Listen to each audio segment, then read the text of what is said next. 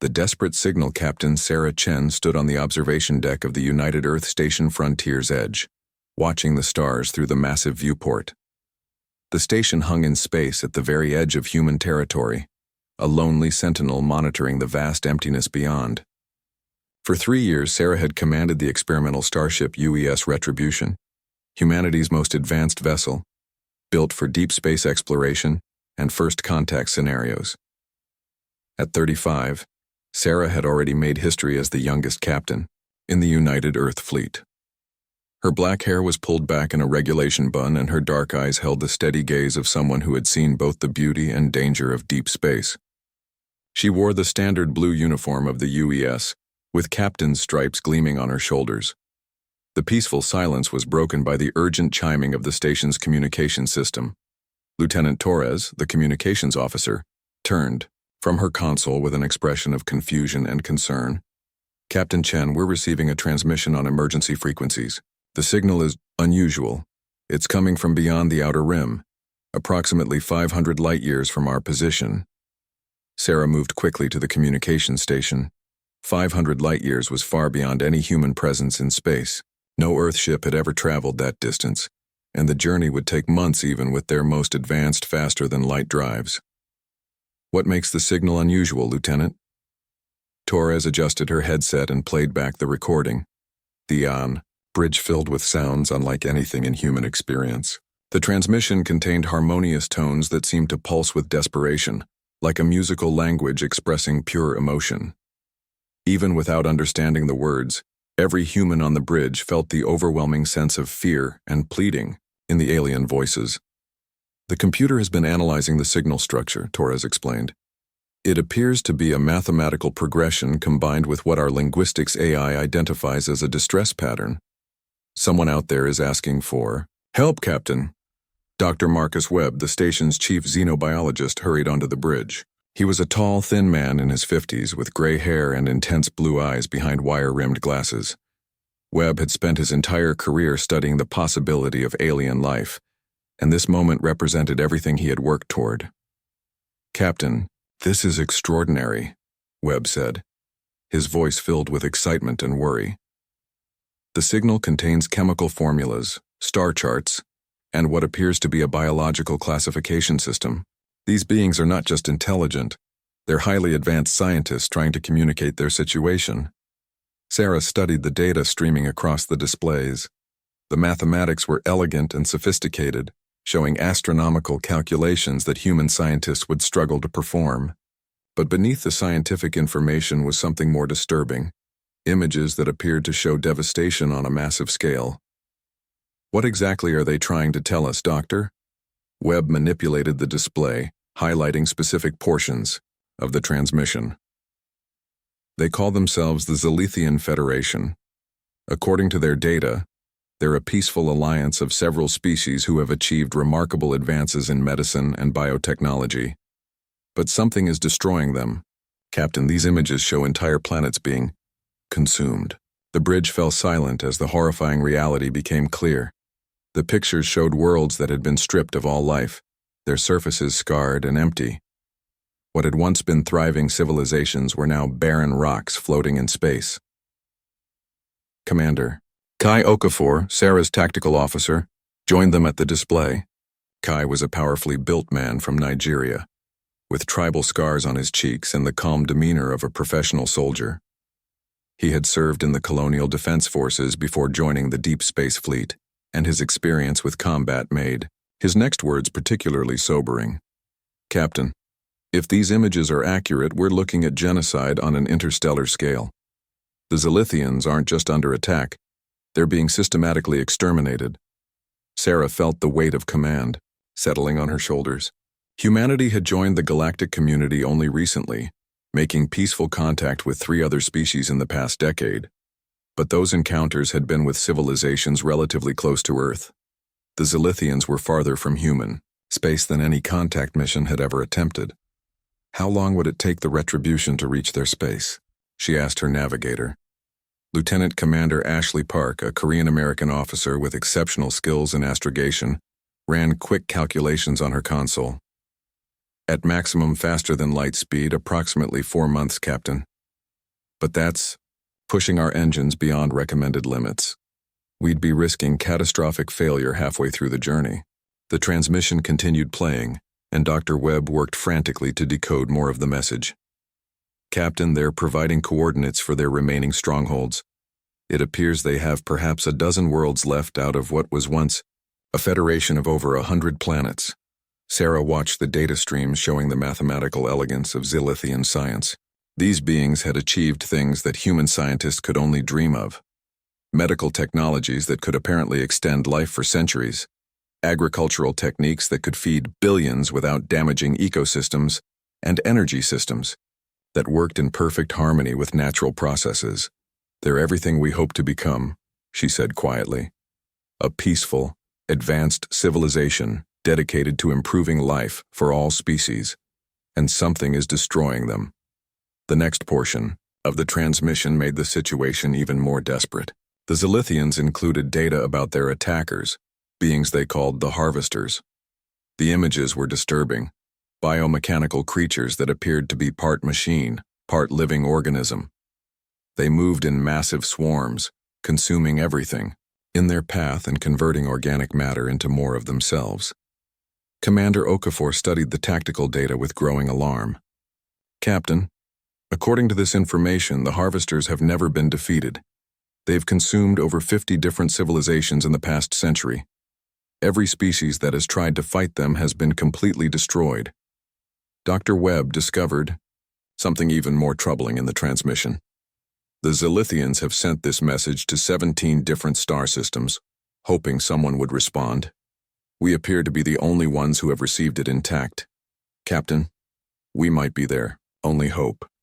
Sarah felt the full responsibility of the moment. The United Earth government had strict policies about intervention in alien conflicts. Humanity was still new to galactic politics, and getting involved in distant wars could have serious consequences for Earth's security.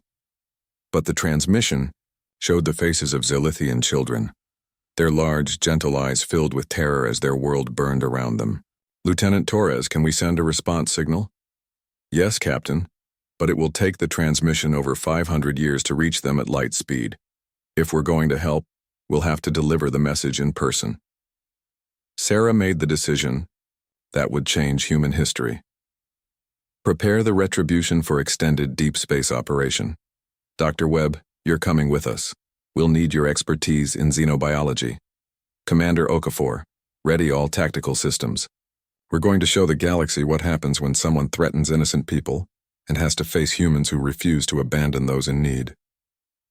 The crew of the Retribution worked through the night, preparing for a journey that would test every system on their ship. As word spread through the station, volunteers came forward. Engineers who had never left Earth's solar system volunteered for the dangerous mission. Medical officers requested transfer to help treat alien wounded. Even civilian scientists asked to join the expedition. Chief Engineer Rosa Martinez, a brilliant Mexican woman in her 40s, reported to Captain Chen with modifications to the ship's faster-than-light drive. Captain, I can increase our speed by 30%, but it means completely rebuilding the engine core while we're in transit. It's risky, but it could cut 2 months off our journey time. Pilot Jackson, Ace Thompson, the best navigator in the fleet, volunteered to handle the complex calculations needed for such a long-range jump. Captain, I've plotted 17 different routes to Zilithian space. Some are safer but longer, others are faster but take us through unexplored regions, where we might encounter the Harvesters ourselves. As the Retribution prepared to depart, Sarah received a message from Earth Command. Admiral Rodriguez appeared on the communication screen, his weathered face showing both concern and pride. Captain Chen, Earth Command cannot officially authorize this mission. The political risks are too great and the chances of success are minimal. However, the Retribution is listed as on deep space patrol, and if you happen to encounter a species in distress during that patrol, you would be authorized to render assistance under the Galactic Protection Protocols. Sarah understood the message. Earth's government was giving her unofficial permission to attempt the rescue, while maintaining plausible deniability if the mission failed. Thank you, Admiral. The Retribution will do her duty. As the ship launched from Frontier's edge, Dr. Webb made one final discovery that changed everything. Hidden in the mathematical equations of the Zilithian transmission was a warning that made his blood run cold. Captain, the harvesters aren't just destroying the Zilithians. According to this data, they're moving in a pattern that will eventually bring them to our region of space. If we don't stop them now, Earth itself will face the same fate as all those consumed worlds. The retribution jumped to faster-than-light speed, carrying 47 human volunteers into the unknown. Behind them, Earth continued its peaceful existence, unaware that the survival of humanity might depend on the success of this desperate rescue mission. In the depths of space, something ancient and hungry had noticed the small human ship beginning its long journey. The harvesters had consumed 50 civilizations, and they were always eager to discover new sources of biological matter to add to their collective. Soon they would learn what it meant to threaten a species that had evolved on one of the most dangerous planets in the galaxy. The journey to save the Zilithians had begun, but none of the humans aboard the Retribution realized they were also racing to prevent their own extinction. The journey into darkness. 2 months into their journey, the crew of the UES Retribution had settled into the rhythm of deep space travel. The ship moved through the void at speeds that bent the laws of physics. But inside the hull, life continued with the steady routine that kept humans sane during long voyages.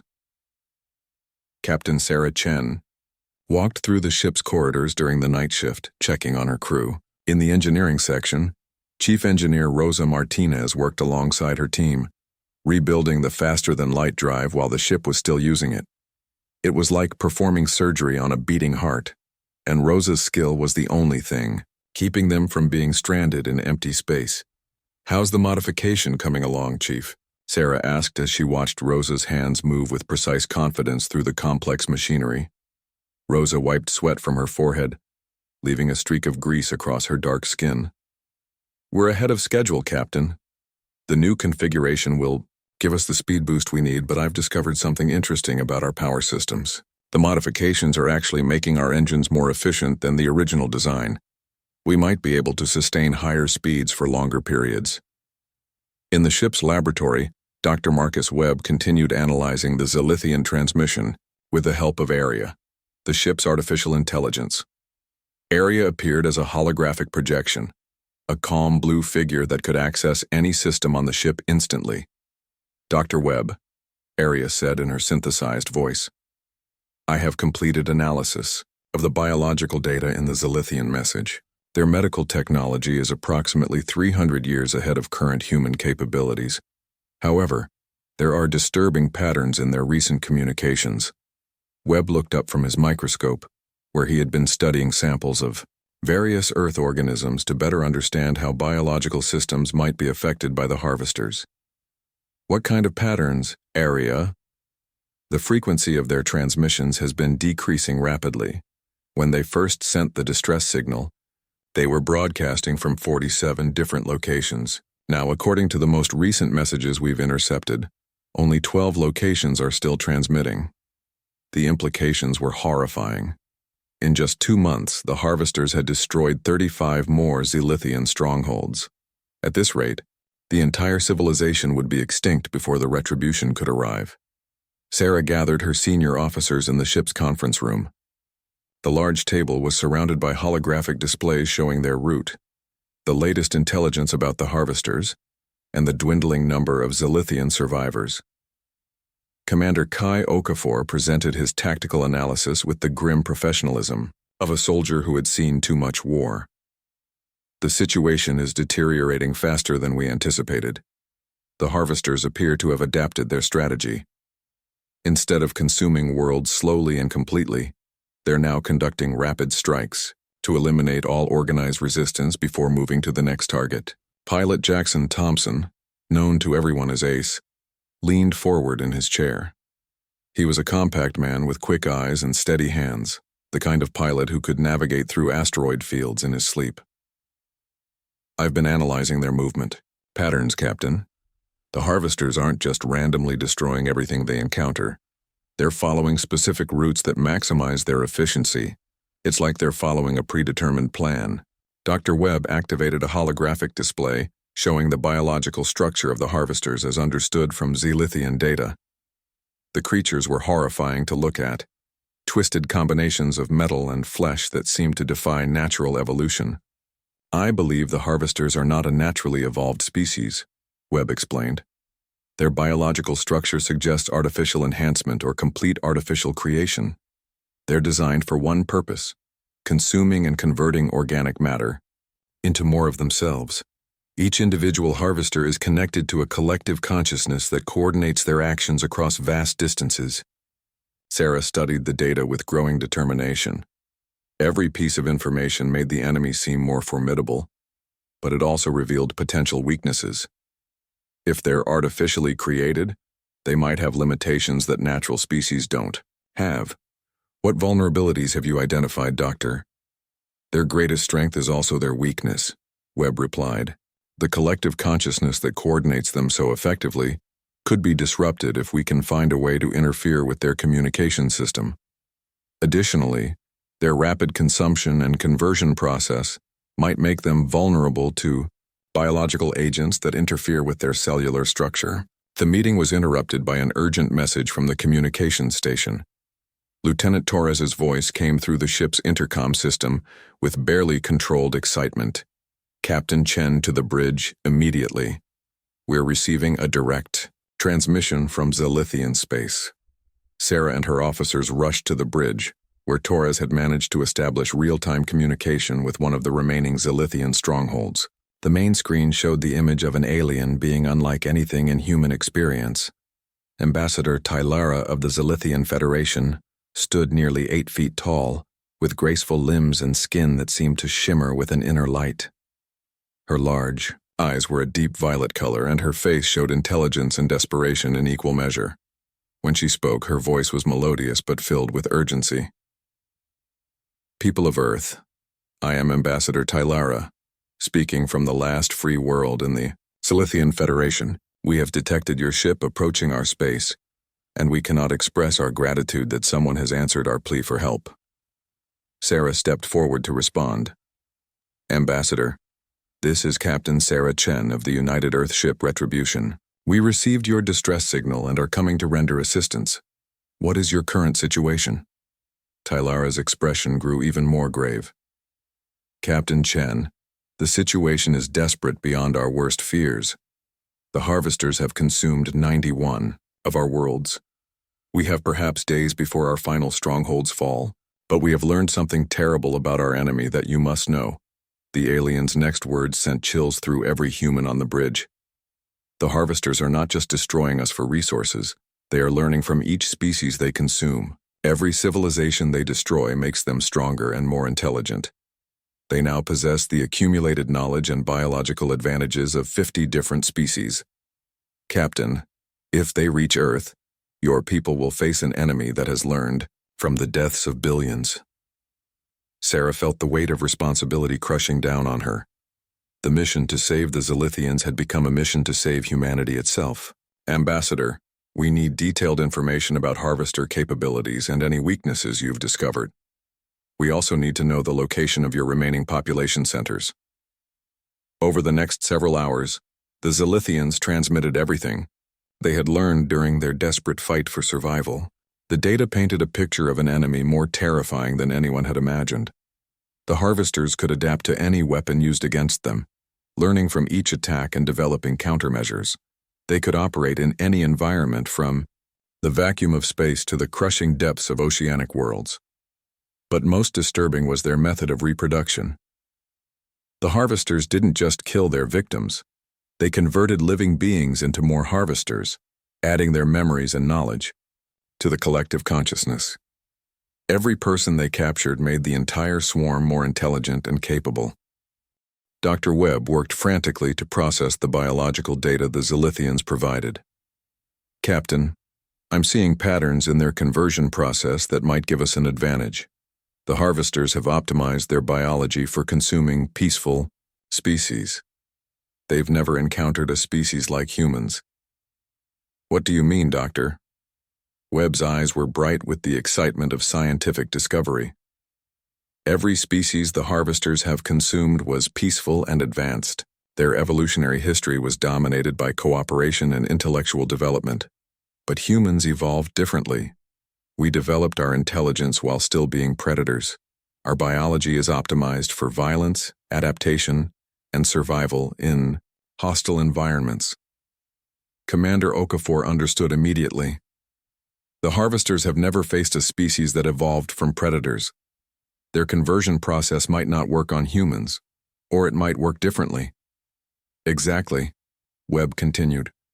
Additionally, human psychology is fundamentally different from the species they've consumed. We have concepts like individual sacrifice for group survival, fighting against impossible odds, and refusing to surrender even when facing certain death. These aren't just cultural concepts. They're built into our evolutionary psychology. Sarah felt a fierce pride in her species, combined with the terrifying responsibility of what lay ahead. Area, based on all available data, what are our chances of success against the harvesters? The AI processed the question for several seconds before responding. Captain, based on conventional military analysis, our chances of victory are approximately 0.3%. However, I cannot accurately calculate the effects of human unpredictability and adaptability. These factors do not exist in my database of previous harvester encounters. The bridge fell silent as the crew absorbed this information. They were racing toward a battle that had never been won, against an enemy that had consumed 50 civilizations. The odds were impossible, but Sarah saw determination rather than fear in the faces of her crew. Ambassador Tylara, Sarah said, reopening communication with the Zilithian leader. We will reach your space in 6 weeks. Can you hold on that long? The alien's response was filled with desperate hope. Captain Chen, we will fight until our last breath. Your arrival gives us reason to believe that the darkness consuming our galaxy can be stopped. We have one final gift to offer, the location of a harvester processing facility, where thousands of our people are being held for conversion. If you can save them, you will have warriors to fight alongside you. As the transmission ended, Sarah looked around at her crew. These 47 humans were about to face an enemy that had never been defeated, in a battle that would determine the fate of multiple species. But she saw no fear in their eyes, only the determination that had carried humanity from the caves of Earth to the stars themselves. All hands, this is the captain, she announced over the ship's communication system. We are about to face an enemy unlike anything in human history. The odds against us are overwhelming, and many of us may not survive what's coming. But we carry with us something the harvesters have never encountered, the spirit of a species that refused to surrender when the ice ages came, when the plague struck, when the wars raged. We are the children of Earth, and we do not abandon those who call for help. The Retribution continued its journey through the darkness, carrying humanity's first army into a war that would decide the future of the galaxy. Earth's fury unleashed UES Retribution dropped out of faster-than-light travel at the edge of what had once been the mighty Zilithian Federation.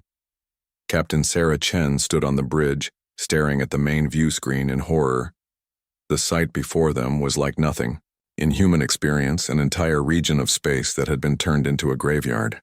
Debris from destroyed worlds drifted in vast clouds. The remnants of once beautiful cities, now twisted metal and crystalline fragments, caught starlight and reflected it back in colors that seemed to mock their former glory. Entire planets had been stripped down to their rocky cores, their atmospheres consumed and their biospheres converted into the raw materials of war. Captain, reported Lieutenant Torres from the communications station, I'm detecting multiple Zilithian distress beacons. Some are coming from the surface of the 4th planet in this system. Dr. Marcus Webb worked at his science station, analyzing the readings from the devastated worlds. The level of destruction is almost incomprehensible. The harvesters have consumed approximately 97% of all organic matter in this entire star system. What's left appears to be hiding in underground shelters.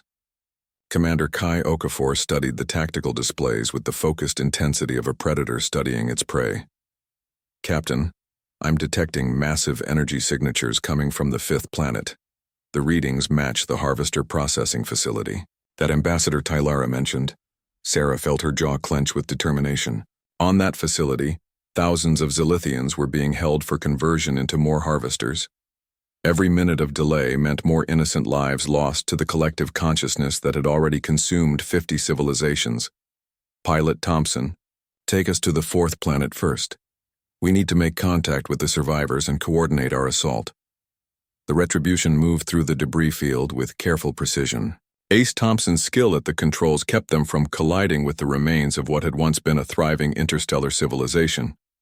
As they approached the planet's surface, they could see the scars of recent battle, massive craters where harvester weapons had struck, the twisted remains of defensive installations, and the blackened areas where entire cities had been consumed.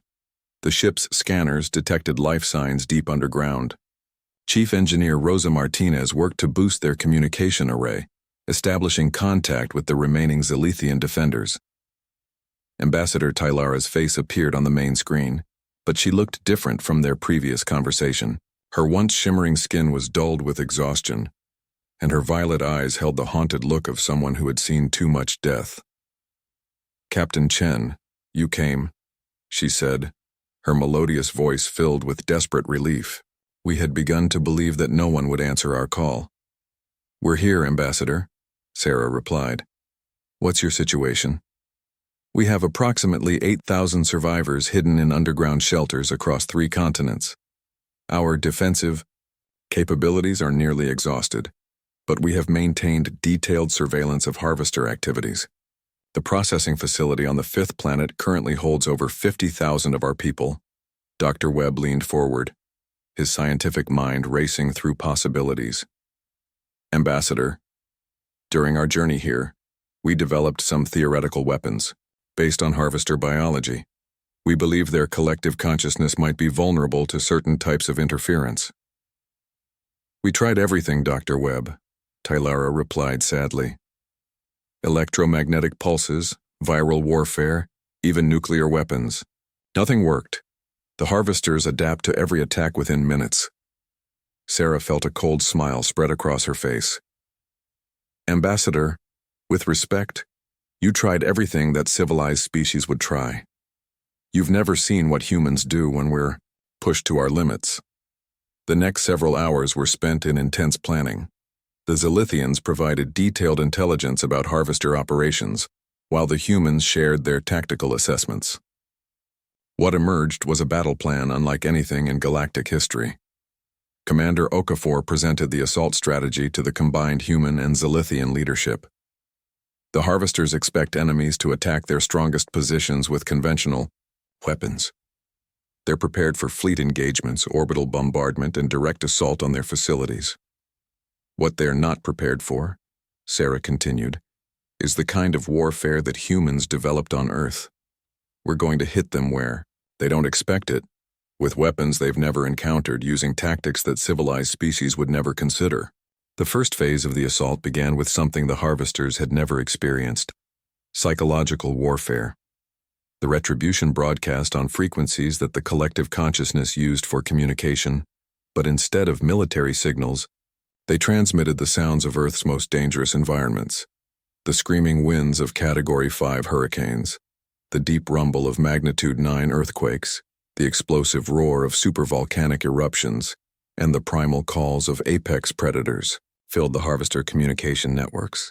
For beings that had evolved in sterile, controlled environments, these sounds triggered fear responses they had never experienced. Dr. Webb had theorized that the collective consciousness, despite its vast intelligence, might be vulnerable to sensory overload. The sounds of Earth's natural disasters were specifically chosen to trigger fight-or-flight responses in biological organisms. "It's working," reported Arya from her monitoring station. "Harvester communication efficiency has decreased by 23%. They're experiencing what can only be described as panic."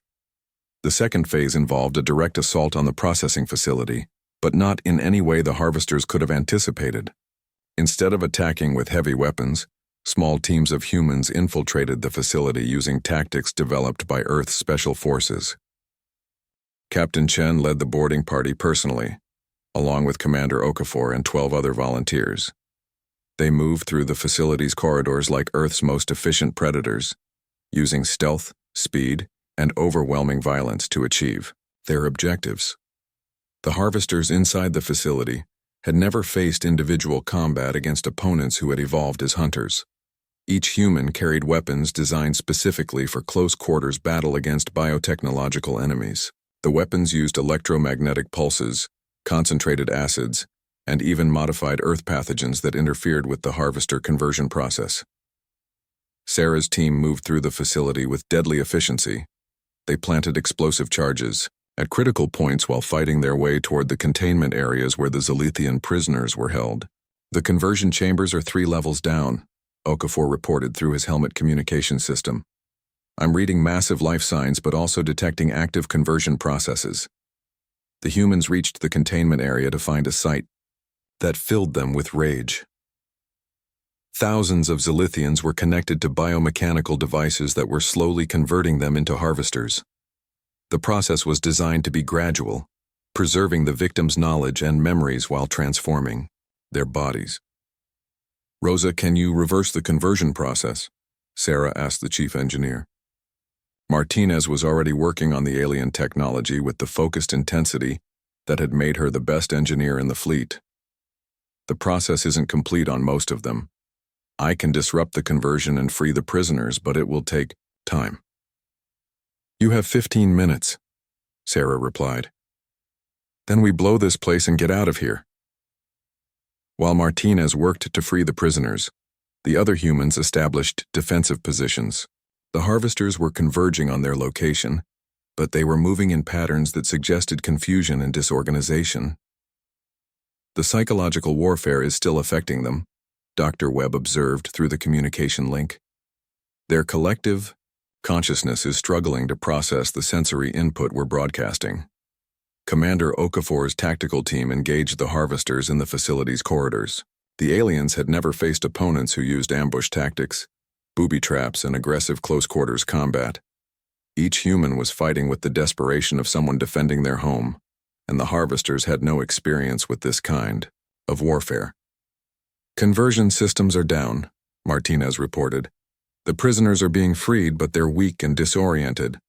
Sarah made a decision that would define the rest of the battle. All teams implement Protocol Omega. We're not just rescuing prisoners, we're turning this facility into a weapon. Protocol Omega was a contingency plan developed during the journey to Zalithian space. Instead of simply destroying the facility, the humans would reprogram it to disrupt harvester operations throughout the entire star system. Dr. Webb's understanding of harvester biology proved crucial.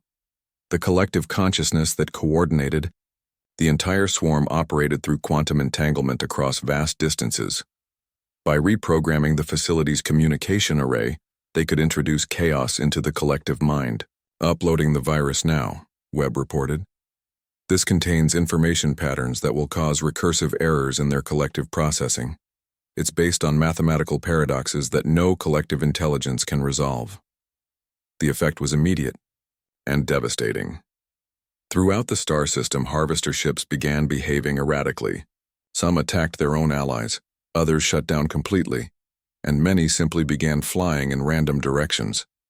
As the humans evacuated the facility with the freed Zalithian prisoners, they detonated charges that had been placed throughout the structure.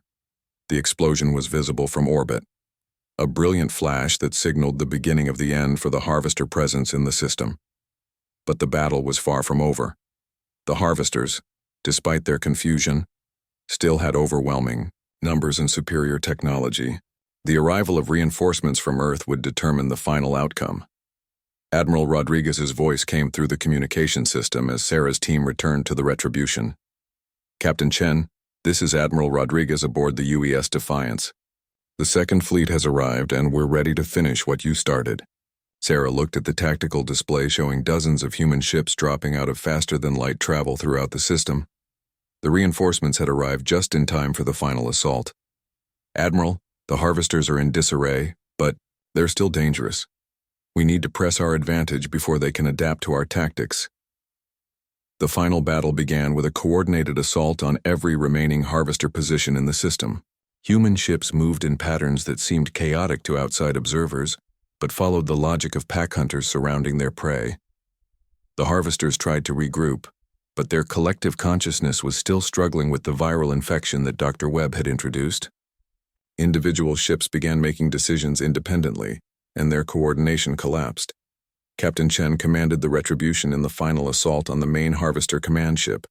The vessel was enormous, the size of a small moon, but it was no longer coordinating the swarm effectively. "All ships concentrate fire on the command vessel's central processing core," Sarah ordered. "If we can destroy their primary consciousness node, the remaining harvesters will be cut off from collective coordination." The combined firepower of the human fleet focused on a single target. The command ship's defenses were formidable, but they were designed to fight conventional enemies using predictable tactics.